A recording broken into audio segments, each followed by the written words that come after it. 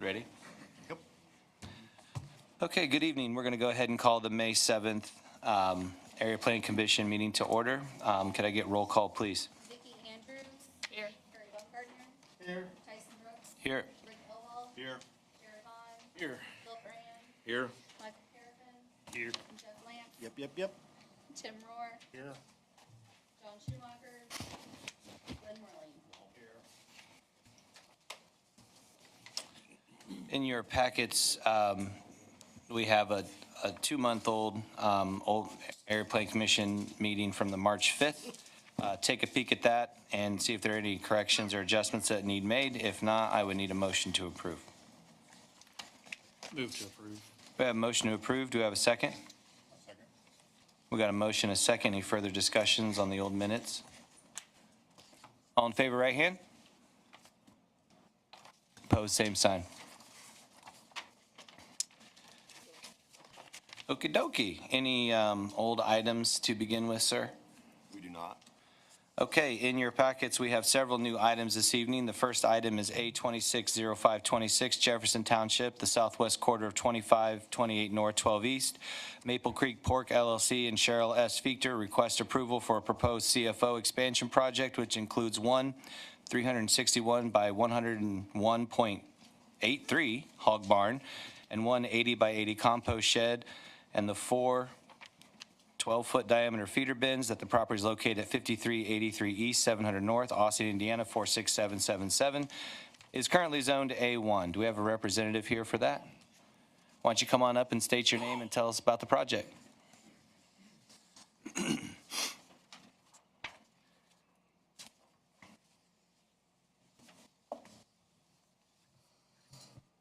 Hi there. I'm Jeff Fichter. So I am the farm manager, and then I also am the petition preparer. Basically as described, we have an existing hog facility, existing CFO facility with 2 barns on site. And those current barns are 80 by 417 and are, I think, 4,400 animals each is what they're permitted for. So we're adding a barn of very similar size, slightly different shape. So 101 by 361, so a little wider and a little shorter than those two. So it will be about, if you look at your site plans, that new barn, we're proposing to put it just essentially 80 feet to the west of the existing west barn and in line with essentially that south side. So we have as well shown on the site plan an 80 by 80 compost shed. Now I would note we actually have no plans to build that shed today. That was something that we talked about, and we thought, boy, we probably ought to include basically the largest building we ever could possibly build if we wanted to build something in the future, because we want to make sure we catch that in our detention area. So we have that, again, as noted and positioned on the site plan, but we have no plans to actually build that today. I hope does that seem clear? Okay. You can also see to the north of the existing barns, we're putting in our detention area. So essentially we have, there's in red, there's 2 site plans. There's a zoomed in detailed version, and then there's one that is zoomed out, and you can see the entire catchment area circled in red. So it's about 19 acres. So yeah, we have quite a large catchment area. I guess another item of note is we actually are not catching half of the new barn. And we've basically talked about that, the engineer, and thought that, you know what, when we built those first barns, they're actually at that point where there was not a requirement for stormwater retention. So basically in doing this project, we're catching both of the existing barns and a little office that's there and a compost storage facility. So we figured that more than offsets essentially the western side of the new barn, which will just shed into the field there. So I guess other things we have item permits in hand for the facility, which I think if you check, at least I've prepared a packet of information so that you can refer to that packet. Yeah, any other details that anyone would like to know? Are you planning on continuing your screening around the new building as well? So no. So basically, with our compliance strategy, what we've decided to do, and I don't know if does everyone have a copy of the petition? Yeah, we do. Okay, excellent. So if we turn to item 12, that again, that 220 points, basically what we've said is we score an extra 29.25 points based on distance to the nearest residence.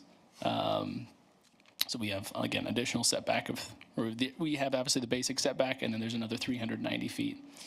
I would note there is another house that is nearer, directly south of these barns, but that is actually property of Maple Creek Pork. It's a separate parcel, but it's, again, it's a house that the business owns. We also Doesn't count against you. Correct, it does not. Yes, correct.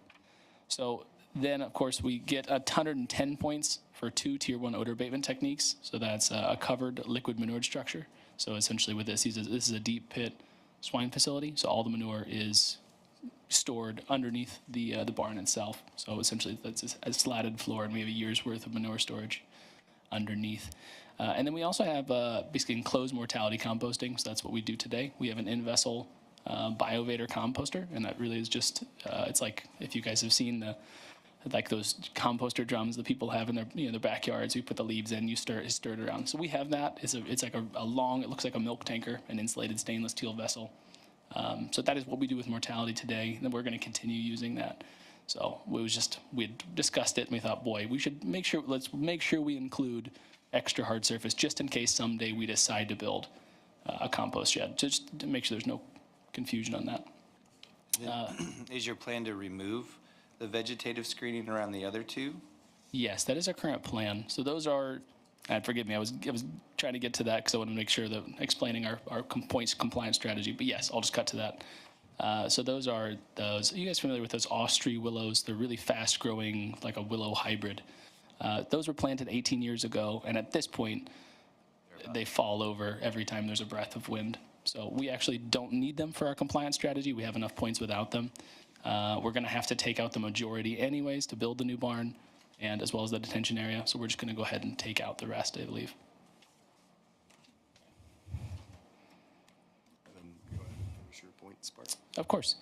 The next piece would be liquid manure injection. So we currently drag line on all our manure and just inject it as we go. It works better for us as an agronomic practice anyways, and allows us to maximize our surface area. So continue to do that.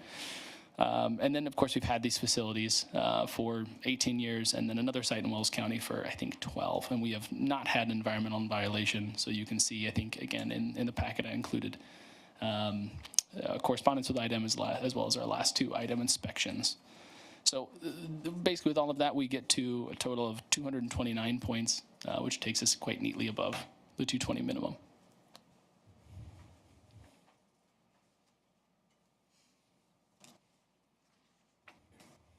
So the only item in ordinance inspection that we had a question with is that the proposed compost shed, which I know you're not planning on building now, it actually would need to be 100 feet from that north property line, and it's shown as 76 today. Okay. So in a final update version of the plans, we'll need to make sure that that is changed. Okay. So if that shrinks that building size or whatever, that would just need to get completed. And that makes sense. Again, for us, is I guess we'll as long as we don't increase the hard surface area, I think we'll be fine. So like you said, maybe we Right. might just have to. Whether it's Shrink it down. closer than 50 feet to the building or whatever option that you said. Of course.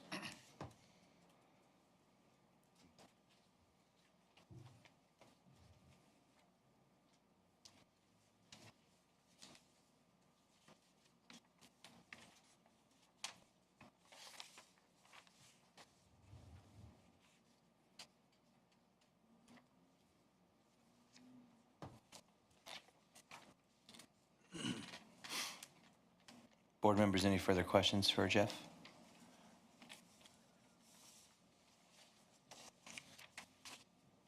All right, thank you. Okay, thank you.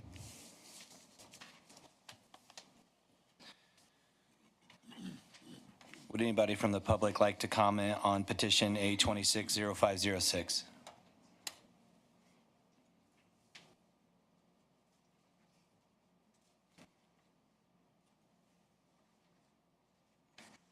Okay, I'll officially close the public portion of the comment.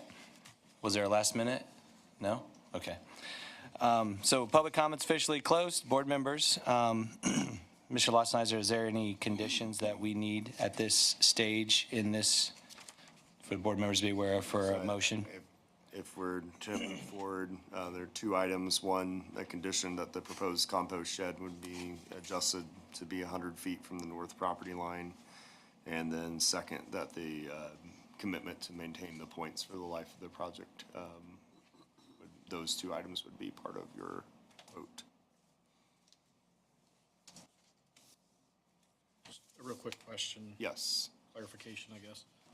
So, and I guess I've used this barn as an example a lot of times with the trees around it. And it's a shame that those trees are short-lived, and I know they are. It's a shame that that's not an option. Maybe at some point in the future, we look at that of, could we give partial point value for maybe smaller trees, but something that has a longer lifespan or something along those lines? It's not gonna affect these guys today. But like I said, I've used that barn as an example several times with people of, you can barely see that there's a hog barn there, that with the trees around it, and but I do know those types of trees are very short-lived and a real pain as they get older. But I understand why you're taking them out. I get it. But maybe we should look at that in our ordinance at a future time. Yeah, I like that idea. Noted.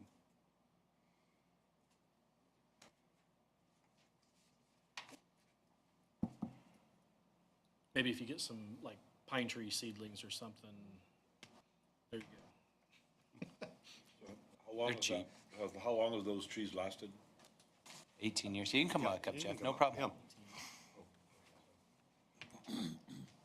Not bad. Are they 25 foot tall? 20? I would say probably at least. So just a couple comments in terms of hitting ordinance. So that was something we looked into actually in terms of our point strategy, because that is I think a tier 2 odor abatement. Now for us basically the struggle we had is we're required to be a 2-row shelter belt. So actually those trees today, it's only a single row. So it doesn't qualify. We would have had to plant other trees, and then they had to be 6 feet tall.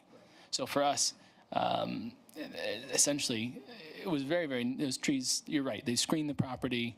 They do shield from wind. They're useful in a variety of counts. They definitely, I think they would break up odor and odor streams and capture dust particles, et cetera, et cetera, et cetera. But as essentially county ordinance is currently written, quite worthless. And then, as you said, exactly for us, it was something where even if we're going to plant that same type of tree, those seedlings come 20 inches tall. So I know that there's another facility outside of Craigville where they actually bermed up around the entire facility and then planted little sticks in order to get that 6 foot height. So anyways, I would concur. I think, the pine trees would be really lovely, but I think for us, There's a time period from the planting them until they're 6 feet tall. I think we'd have to take that into consideration of course, in the future. That's something, right. So they wouldn't have to berm it up. Yeah, I mean, as county ordinance is currently written, it's a 2-row shelter belt.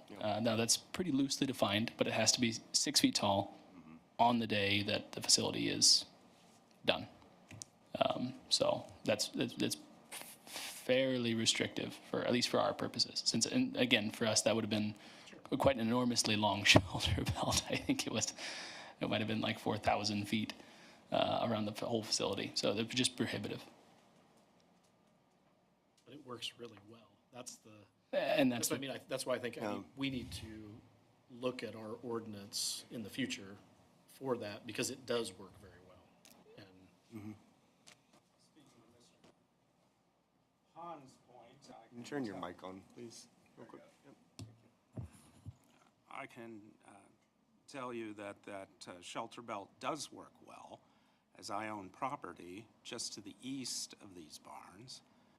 I can also tell you, too, that it really doesn't filter out odor all that well.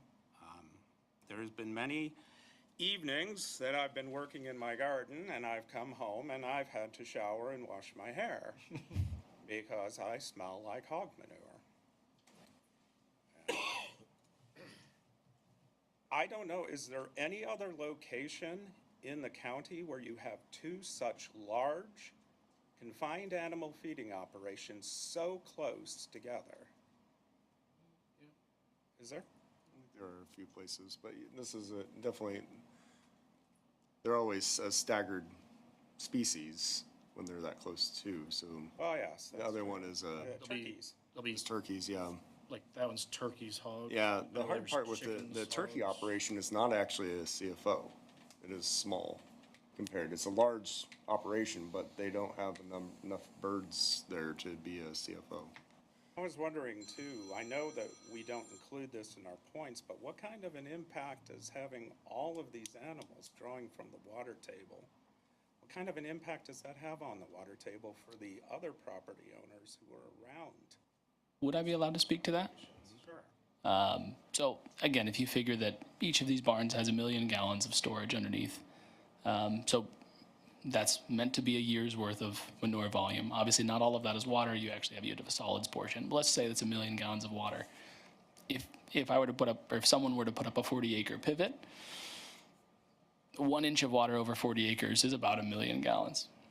And I don't know if you probably would do, I don't know, 7 or 8 inches of water a year on that. So I mean, a single 40-acre pivot uses quite a bit more water than one of these barns, or even the whole facility, frankly.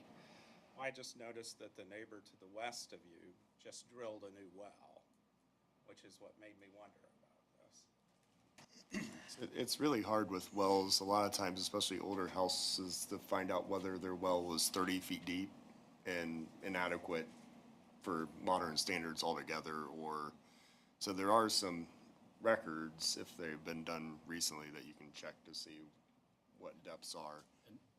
If you drill a well, and it doesn't matter if it's a farm operation, a factory, whatever, if you drill a well that is capable of producing over 100,000 gallons a day, you have to register those with DNR. And there's well reporting, how much water usage, all that stuff, that you have to report that. So if they're drilling a 5-inch well or whatever, that's basically the same thing you drill at a house, it's only capable of producing so much.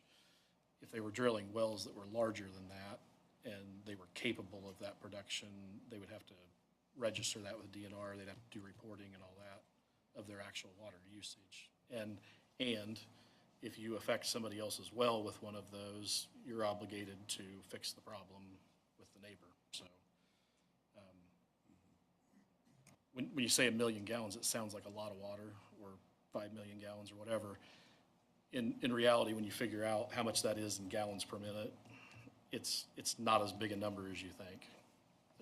In the last, my nerd research for the last 10 years in Wells County, the CFOs have not affected the water table at all. Yeah, I did, so overall 300, what was last year now, I think we did chicken barns, CFO. Oh, I had the button the wrong way.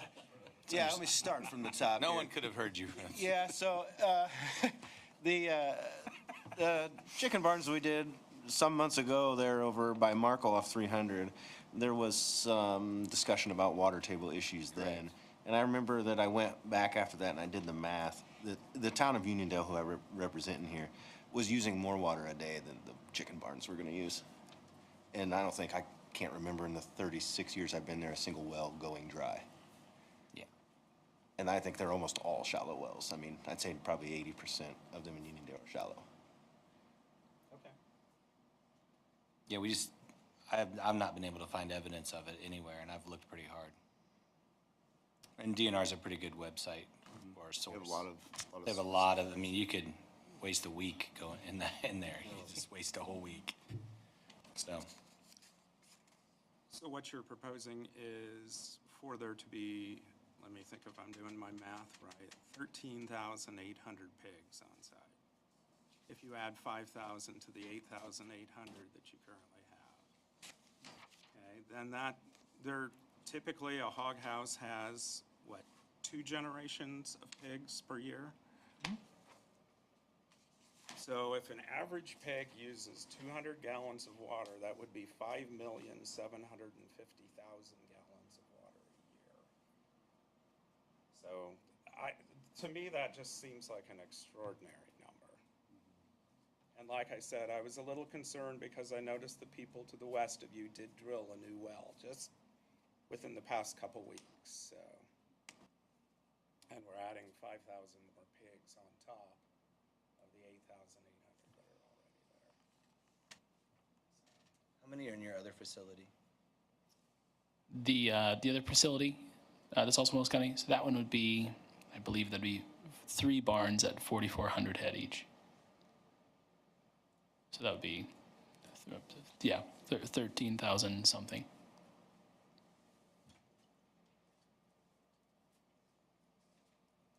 What is the well size for this facility? I believe it's 2 6-inch casings, and those were bored when we built the first facilities, which I think was 2008. And I do not remember I don't remember the capacity off the top of my head. But this barn would be using the existing. Using the existing wells, that's correct.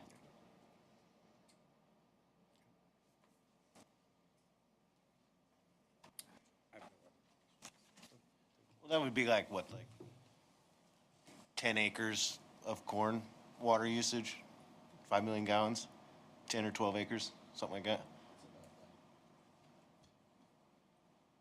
I mean, I'd defer to you on that one. okay. Well, it's something like 400,000 or 500,000 gallons of water a year to grow corn. So, and it seems like most of our discussions around here generally center around what do we do with the excess water? And I don't know if. I think we- you're talking about surface water. Yeah, Well water. and it's true that every road, roof, sidewalk, driveway keeps water from getting to the ground, but it just sends it to the river faster. But I want to just say again, like Tyson, it's hard to find any evidence of a CFO using up any meaningful amount of water from their neighbors.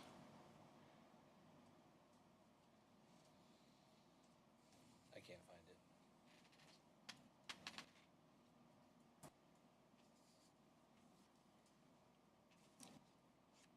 Feel free to stay up there in case there's a random question or something. Of course. Until I'm dismissed, I'll stay. Yeah. So, and to Jared's point, Jared, are you suggesting maybe we just add that to the ordinance or maybe change its points value? No, I think it's something in the future, has no bearing on their. Nothing here petition. today, yeah. I'm just saying, I feel like, and I live half mile from a CAFO. Same. Tyson lives a half mile from CAFO. Not- It does seem like, to some extent, that the shelter belt helps because it captures the dust. That's the biggest reason. Typically, the odor travels on dust. That's, now, not 100%, but typically that's what happens. And it does cut down on the amount of odor that transmits for a long distance. I mean, it just seems to work. If there's a way that we can make that easier, cost less, whatever, I think we need to entertain the idea. I agree. Is it perfect? No. Are we gonna nail it the first time that we try it? Probably not. But is there something that we can do better going forward? And I think we need to talk about it at some point. I don't have the answer tonight of what the right answer is, but.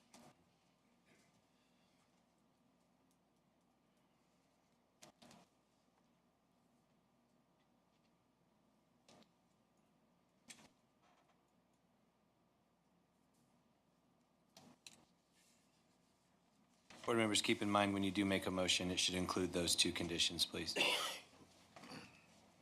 and commitment. One condition, one commitment. Thank you for the clarification. Appreciate it. I need it. Are you ready, Mr. Chair? I am ready.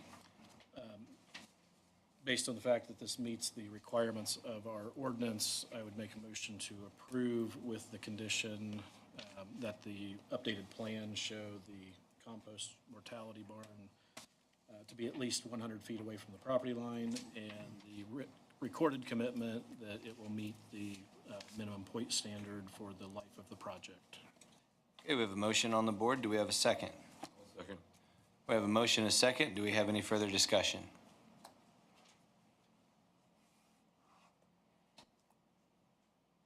Okay, all in favor, right hand. Opposed, same sign. Mr. Chairman, I will abstain because I cannot possibly vote objectively on this. Appreciate that. It's a fair comment. So moved.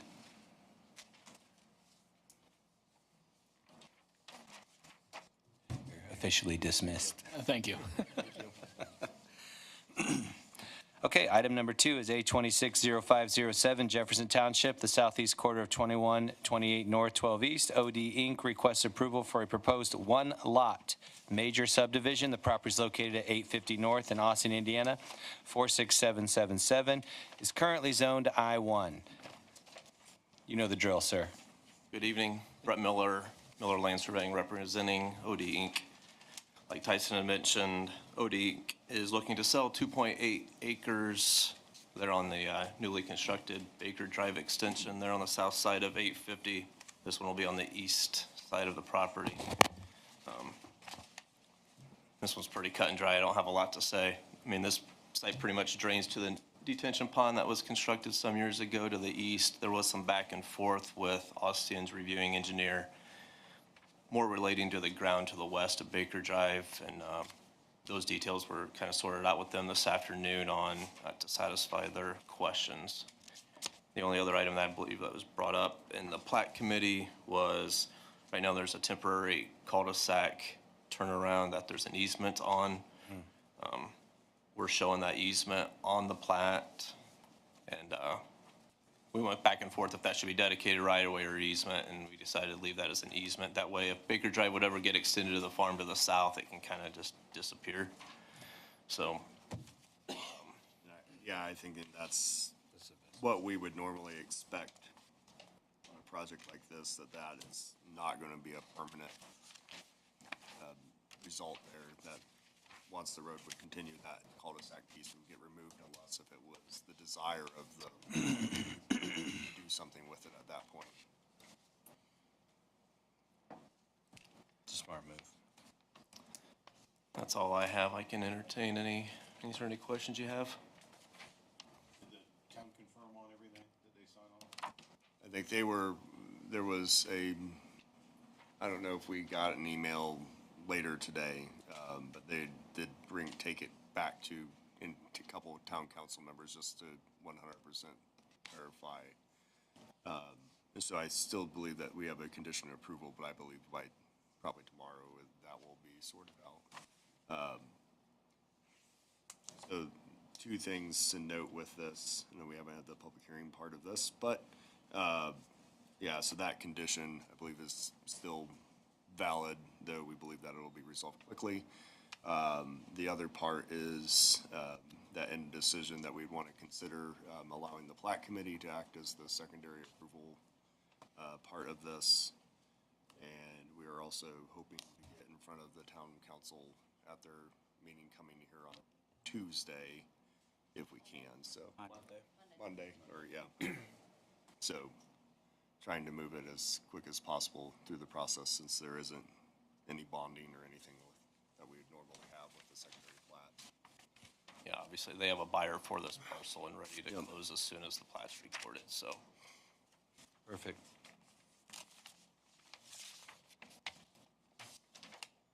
Board members, any further questions for Brett?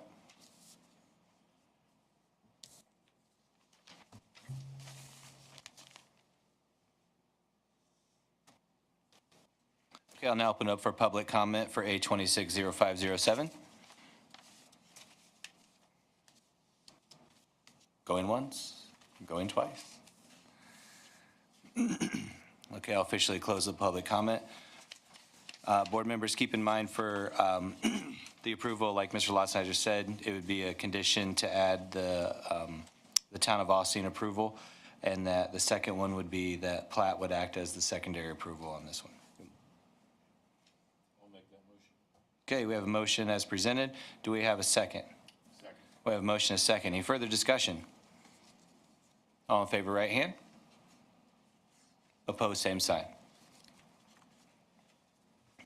All right. Thank you. Thanks, Brett. Thank you. Okay, item number 3 this evening is A260508 Jefferson Township. It's the northeast quarter of 2128 North, 12 East. Ooh, I'm going to butcher this one. Rick Lane Ventures LLC requests approval for a proposed 44,100 square foot building addition with parking, truck dock, and fire access drive. Property is located at 1720 Baker Drive in Ossian, 46777. It is currently zoned to I-1. You guys have seen the drill. Great job. You just go ahead and state your name and tell us what's up. Brian Harshbarger, Briner Building. Graham Lewis, MLS Engineering.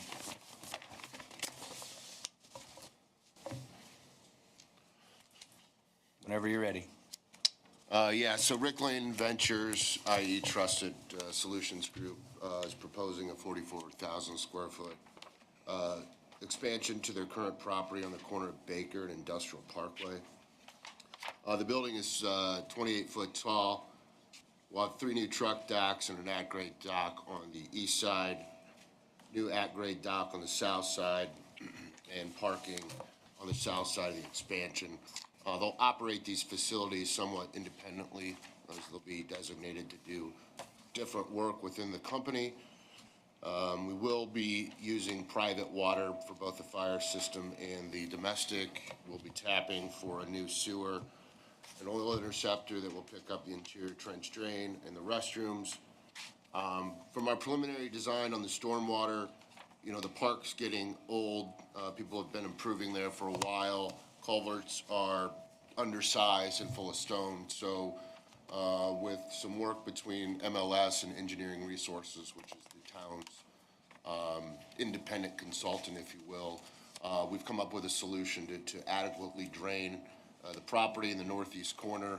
We'll be boring under, we're replacing under Baker Drive and installing a new 30-inch RCP pipe.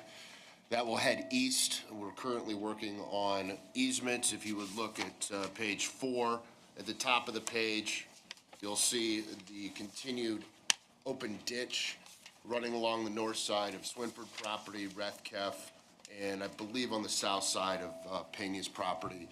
That already naturally somewhat drains into the regional pond, but by creating an open swale, we do believe it will improve not only the drainage for Trusted, but those other properties in the park as well. So that's kind of the bullet points. Yeah. We do not have these easements legally in place yet, but we would ask that be a contingent approval as the county and the property owners are working through that currently. Do you know, Brian, when the kind of the subdivision, I guess I'll say, it's an industrial subdivision, when that was built, there was, the detention pond was private. All the drainage feature, I'm guessing, were private. That is since, the detention pond, I know, has since been turned over to the town. There was improvements made, and then it was turned over to their jurisdiction. Yeah. Are these ditches and everything part of that, or do you know? So when I looked at the original town plans, there's one drainage easement on the north side, 40 foot. There are no others, which nowadays wouldn't fly. Sure. So by putting this easement, basically it's 20 foot south of that property line. But it, I guess, is the easement to The town or your client, or is it to the town, or for I think everybody's that's still use? all being negotiated right now on who actually the easement's to. Okay. How many easements are we looking at for working out? There would be three. There's three separate owners.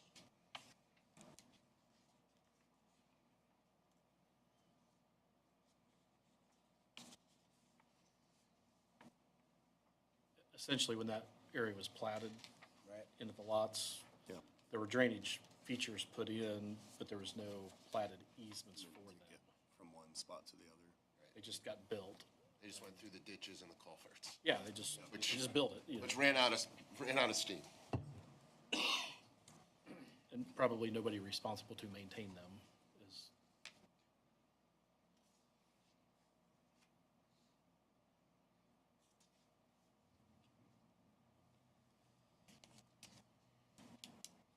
Hopefully your easement language will clarify whose responsibility it is going forward. Leave that to the lawyers and MLS. Yes. Because otherwise it wouldn't. Graham, you got your work cut out for you, buddy. Hopefully that will be clear going forward. That would be the only condition that we're looking at. So there were notes from the town. I think the easement is part of that piece, so would have the same type of approval as we did for the last one, is the condition to meet those standards, so we're, I believe all the other topics are taken care of. Okay. Easement is the only Okay. one still, just because we have to go through legal. Yep, sure. It's a different lift than the others, yeah.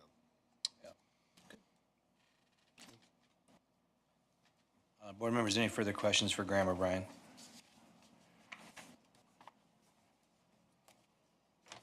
Thanks, gentlemen. Thank you. Would anyone from the public like to speak to A260508?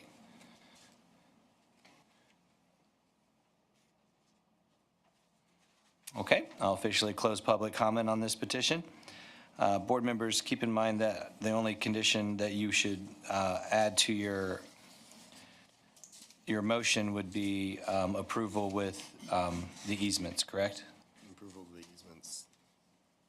To complete the compliance with the town of Boston review. Okay, so approval of easements and completing compliance with the town of Ossian's review. Got it?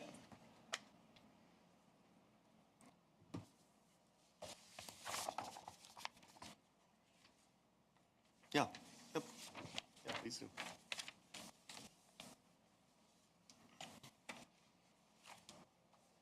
So just so I'm clear, we do have our NOI, sorry, Graham, to begin dirt operations. What is the permit from Wells County? Is that tied to when all the easements are documented? When we would issue our ILP? Is Yes. that your question? Because Yeah. that could probably be another month. Okay, so.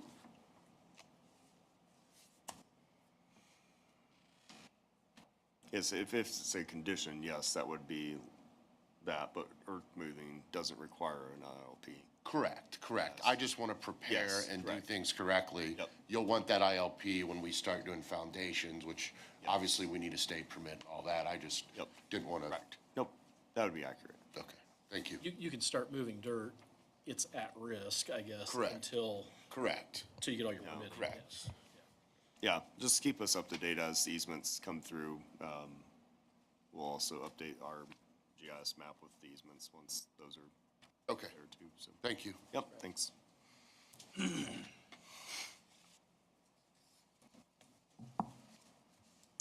I am ready for a motion.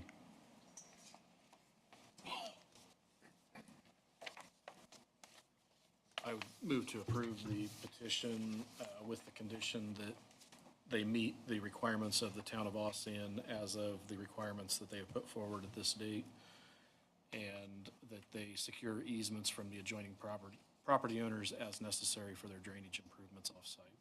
Okay, I have a motion is presented with two additions. Do we have a second? Ladies first. I'll second. All right, motion is second. Any further discussion, board members? All in favor, right hand. Opposed, same sign. Thanks, gentlemen.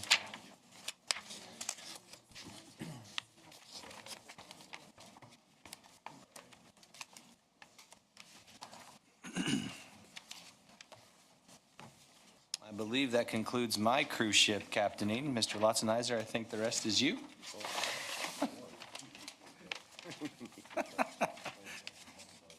All right, so first bit of other business, violation to 2023-23, Charles Captain, property 4087 East 200 South, junk accumulation. You want me to come up and let us know where things are at?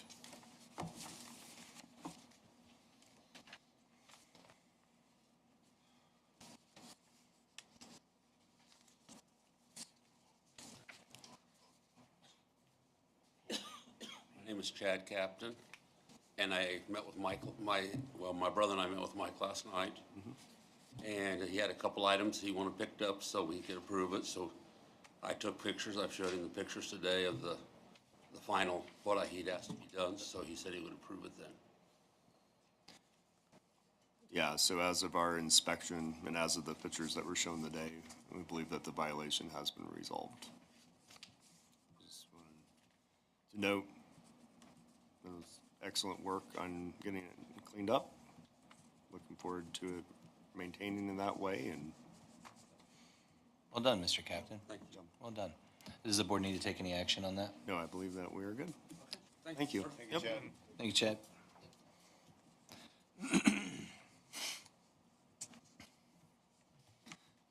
Okay, the next item is violation 2024-14, Lewis A. West of 6333 South 600 West -90 Warren junk accumulation. Anybody here for this petition? Okay. So went out to the site today, hadn't been out there for a little bit. To say there had been some work done. The ring of tires had been removed, but not all the tires been moved. Some of the tires must have left the property, but not all of them. They also installed a fence and tried to hide some stuff behind the fence. The fence looks like it might be in the right-of-way, so that was disappointing. And then there was still several items noted around the site. So without representation today, I would suggest that we move this on to our attorney. That sounds like a job for Mr. Sipe. Was this one that they were talking about adding on to a building or something to put stuff in?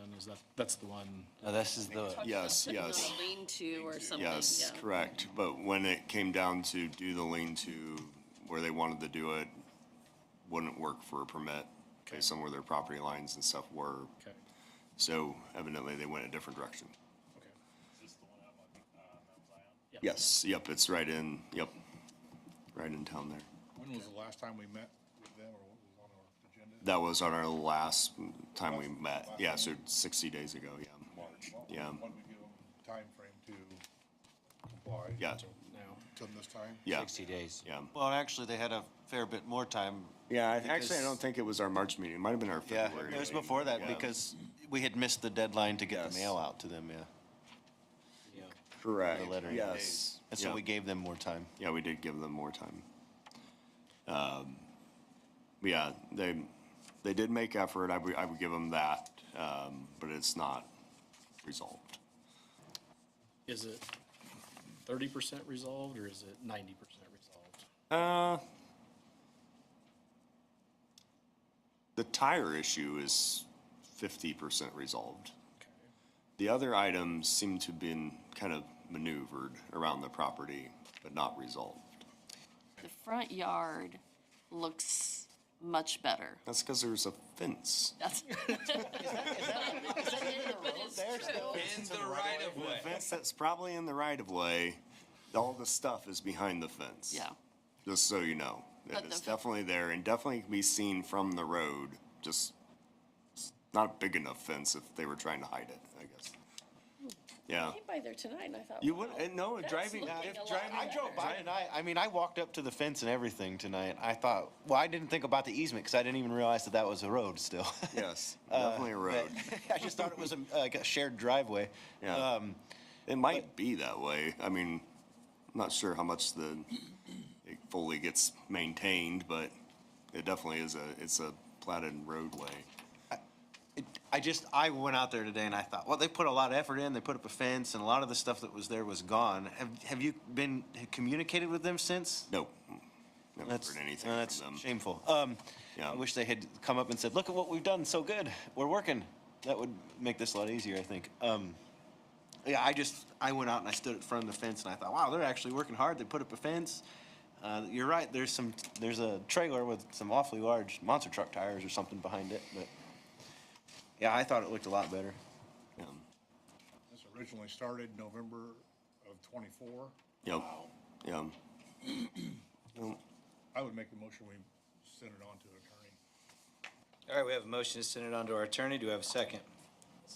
We have a motion and a second. Any further discussions? Well, I would say that this board has always been generous when effort is shown. I know there's the issue of whether or not that fence is in the easement, and that might be an issue of just not knowing that they needed to check that or get a permit for that type of thing. I think the board has always been generous with cleanup efforts, and though there's been little to no communication, I do think that there has been effort shown, and this may be a situation where we should go ahead and reward that and allow this to go one more go, and see if we can get some communication and further this.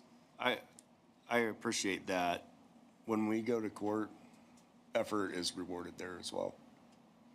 We have Well said. 2 petitions that we just gave more time because both of them decided that they were going to put some serious effort towards. So instead of levying a fine and finishing it, we gave them till August of this year to resolve it. So we're not changing the way that we operate here once we go to that level, but it does assist in the severity of the decisions. We've noticed that once the fine is named and the judge tells them that this is what happens, things happen. So we're not, and a matter of fact, there is another tool that because we've been there recently several times with older violations that Judge Kirchhoff has started to talk about other things that we might be able to do to spur along compliance in the case where it's not, but we have not immediately dropped the heavy hammer on anybody. Unless if they are no-shows at court, which doesn't bode well. But those that come and show. Judges tend to take Yeah, offense. that doesn't work out. But as far as people that attend and make comments and, we submit evidence each time of new progress, those progress reports have been well received. That was well put, and I'll say that I see your point. They still have a chance of redemption. Yeah. Yeah. We're- No, I understand. No, this is Good perfect. motivation. This seems to need, in my opinion, some extra motivation. It's been a year and a half. It's been a bit. So we have a motion and a second. Any further discussion on turning this over to our attorney? I just had a question. So if Yes. they don't continue and they don't show up at court, what happens? So the first process would be, so the first thing that we have to do in court is that the judge would verify the violation. So the first hearing is just to go through and be like, yes, this is 100% a violation of the Wells County zoning ordinance. So we prove that in court. That's the first step. And then at that point, there would be a set damages hearing. And that is where we would decide whether or not to set a fine or penalty and/or give additional time. So does the judge decide what the fine or penalty? Yeah, we would suggest something, and then the judge has to agree to that. And usually has a conversation with both parties to verify the understanding of what's going on. And also gives us a time to maybe take very specific photos and say, well, can we get these 3 things done in a certain period? And then if a fine is levied and they refuse to pay it, what happens then? Yep, so at that point in time, then it is, could go back and then have it put on the property taxes. So having heard Mike's explanation and his conviction in his explanation, that makes sense to me. I guess I can be on board with this. I guess I'm gonna, Yeah. in the history of us going to court, Yep.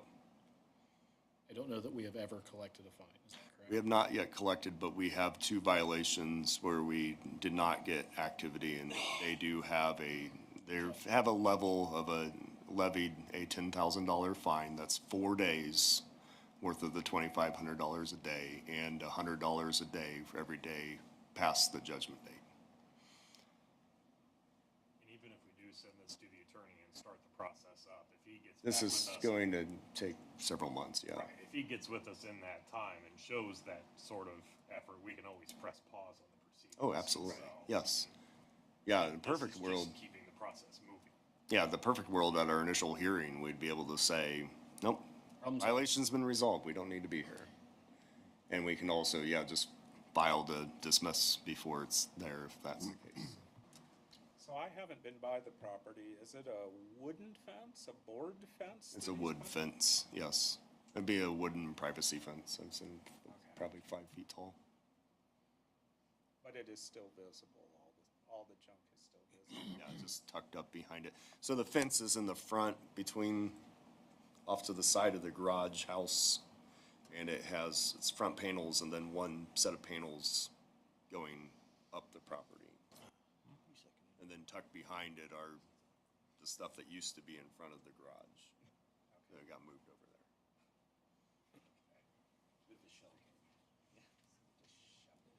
Yeah. It's important that it's a little, fence is a little wobbly. Fence looks solid. Yeah. Yeah. So I have a question, Yes. and this has probably been explained, and I just don't know. So how does it get here? Like, I've seen other properties that look not so good. So how does it does somebody file a complaint? Is that how your junk, those Yes. types of things happen? Okay. Yeah, so we have to have a complaint. So depending on when it happened, historically, it was just, you could call, email, walk into the office. Now it is a signed complaint form. So that is the first thing that we receive is the signed complaint form. Then we go out, take the pictures, and then I write a little sub-report on that, verify that yes, it is, or no, it's not. If it's not, then we put them in a file just to say that we went out and checked it and why. And if it is, then we start the process and then send out the first set of letters. You've had things reported, you go out Yes. and it's not a violation. It's not a violation. But once we send that letter, if we don't get a response, then we send it out another time, but that time we send it certified mail. And then after that point, if we haven't got anything response-wise, then that is when you guys start to see it. Unless if they've came in and we've come up with an agreement of how they're going to resolve the violation. So you see that come in both ways. So we have some that just respond, and then we have some that do and start the process, which is why some of them would appear older by the time you get it if we've been working with them over a period of time. Can I ask something else? Yes. I guess before the complaint gets started, in your experience, so whoever goes and makes the official complaint, are they usually kind of trigger happy about it, where as soon as something happens, they report it? Or are they typically going to not want to be that guy and they just kind of sit on it for a while, and after an extended period of time where it's not addressed, then they finally come to your office? I think in most cases, something new happens that brings somebody to the point where they file a violation. In this situation, I will say, a neighbor contacted me and asked, where do I go to get something taken care of? They've now dug a hole and they're, they had some other things that they did in the yard, which is gone now. And I just said, well, you can go to area plan. Yeah. I don't think there's a set of, have they been looking at it for months, or sometimes I think it's just whenever something happens.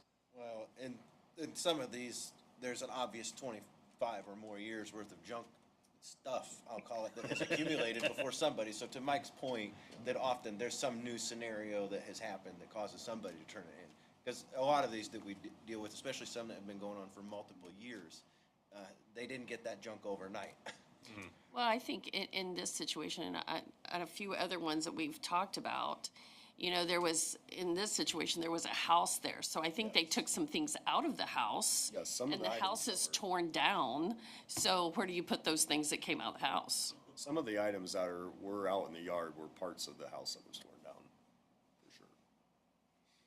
Boards, windows, doors, there was stuff, yeah.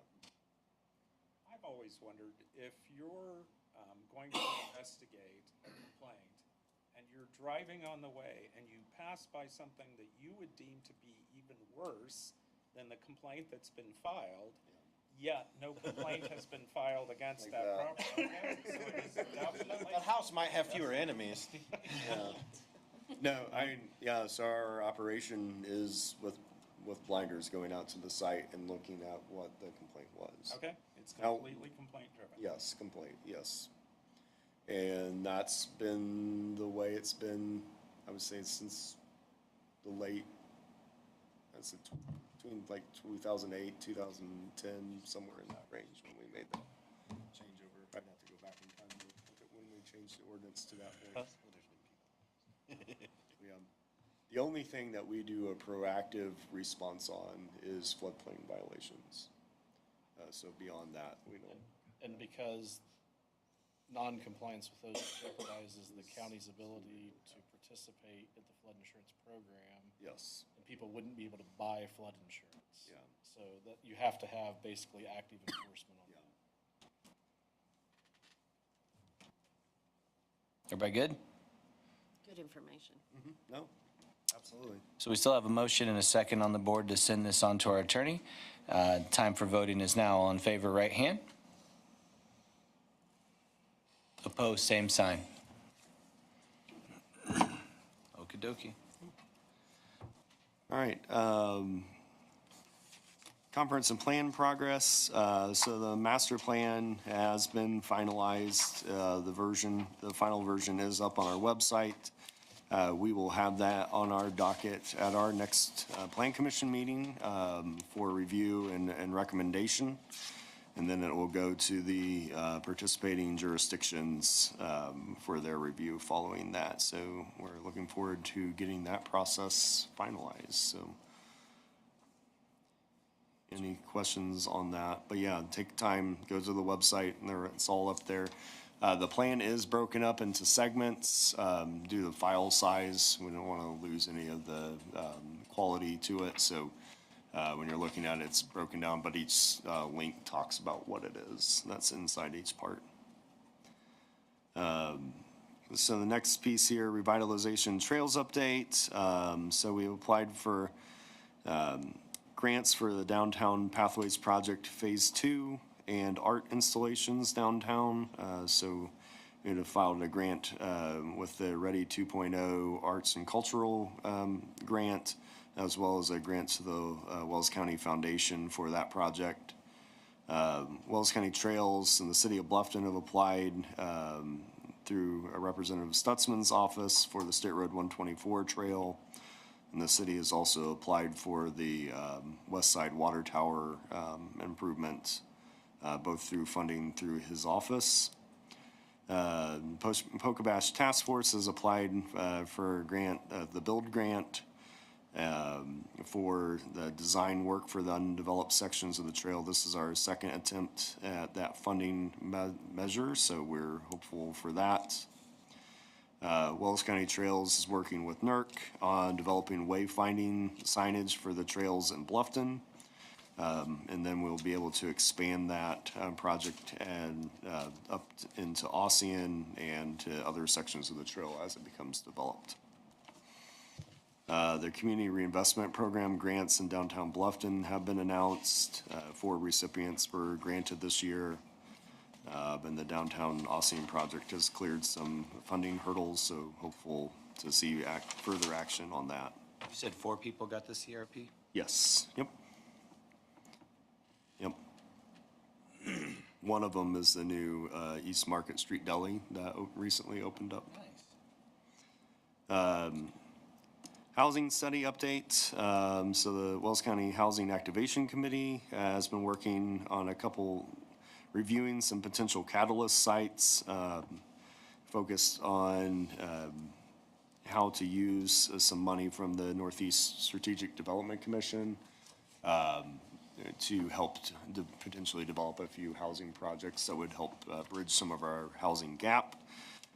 So looking for a site on the north side and in the Bluffton area to try to make that happen. So working through that process and also getting a better understanding of what we can do and with those funds.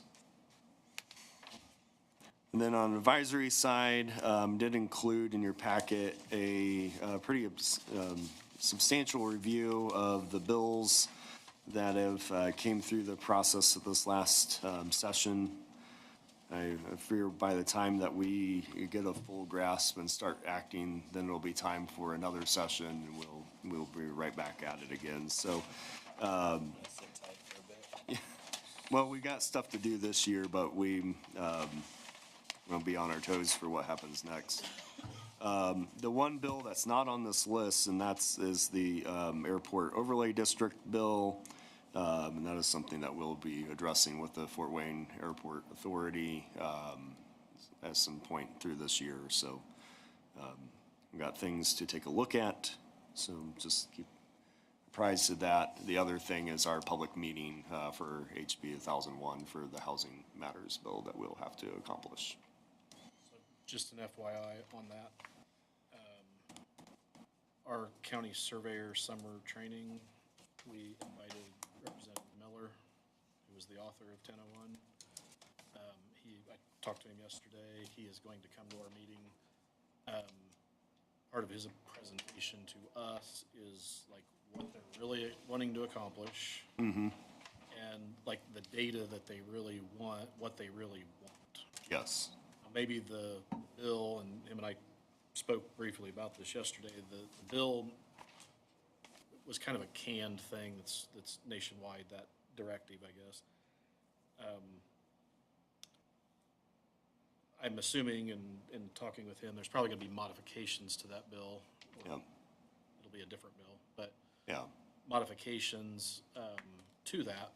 But basically, like, what do you want? What data do you really want?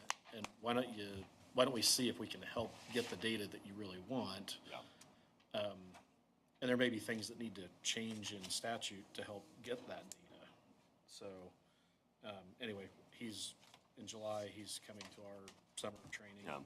Provided that the state legislature is not in special session in July, so. Yeah. No, that'll be great information. Yes. Okay. Any other discussion? Do we have a meeting next month? Yes, we do. What's the date on that one? Yep, June 11th. It's the second Thursday. I will be back. Put it on your calendars, folks. Anything else, board members? I would need a motion to adjourn then. So moved. I need a second. A motion, a second. All in favor, right hand? Come on, Glenn. He's having so much fun. Opposed?